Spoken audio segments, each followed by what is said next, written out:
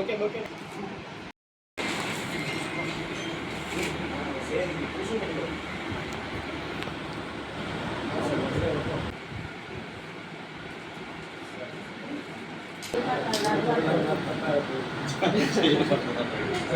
పెద్దవాళ్ళందరికీ నా నమస్కారాలు. ఇక్కడ ఉన్న ప్రజలకి మాటిస్తున్నాను, ఏ పనైనా నీ ముందుండి చేస్తానని, మీకు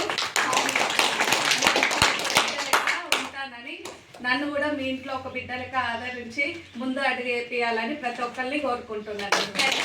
శాసనసభ్యులు ఎమ్మెల్యే మురళీనాయక్ గారు, అదేవిధంగా గవర్నమెంట్ పెద్దలు మన ముఖ్యమంత్రి ముఖ్య సలహాదారు పెద్దలు వేములరేందర్ రెడ్డి గారి సహకారం, అదేవిధంగా ఎంపీ గారి యొక్క సహకారం తీసుకుంటూనే, ఎమ్మెల్సీ గారు కూడా సహకారం కూడా తీసుకుంటూనే ఖచ్చితంగా ఈ మానుకోట అభివృద్ధికి అది కనుక వచ్చినట్టయితే ఈ పట్టణంలో కొంతమందికి ఒక 10-15 కుటుంబాలకు ఉపాధి దొరికేటువంటి అవకాశం ఉంది.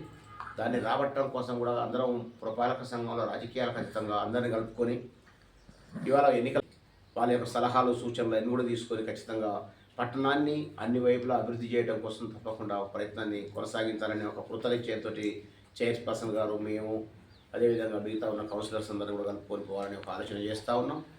అదే కాదు, ఇవాళ మొత్తం శానిటేషన్ సమస్య అనేది చాలా తీవ్రంగా ఇబ్బంది పడతా ఉన్నారు.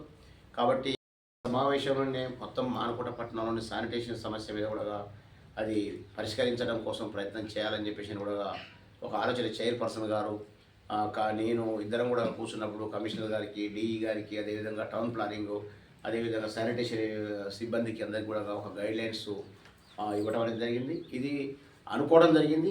మీకు ఏం కావాలి, మొత్తం ఒక వారం రోజులలో మానుకోట పట్టణం ఒక పరిశుద్ధమైనటువంటి ఒక పట్టణంగా దాన్ని అభివృద్ధి తీర్చిదిద్దాలనే ఒక లక్ష్యంతో ఒక ప్రణాళికలను చైర్పర్సన్ గారు ఆదేశాల మేరకు అధికారులు చేస్తూ ఉన్నారు. ఖచ్చితంగా మొదటి సమావేశంలో ఆ రకంగా తీసుకొని ఈ యొక్క పట్టణాన్ని అభివృద్ధి చేయడం కోసం ఖచ్చితంగా ప్రయత్నం చేస్తామని కూడా ఈ సందర్భంగా మీకు తెలియజేస్తూ ఉన్నాం. అదే కాదు, ఇవాళ